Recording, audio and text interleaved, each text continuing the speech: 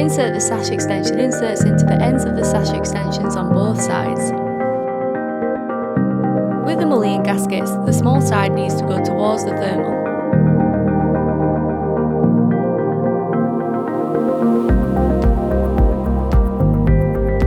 Apply this gasket along all sides of each sash, making sure to gasket up to the end of the wheel housing, not to the hinge plate.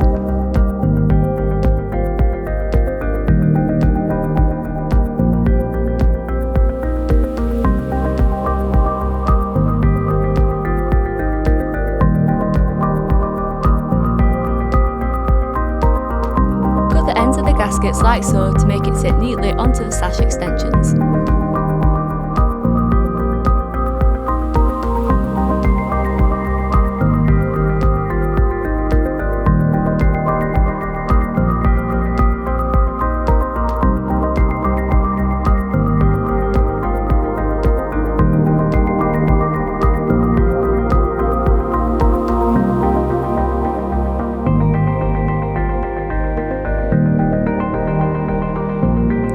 Fix and tighten the grub screws into each hinge.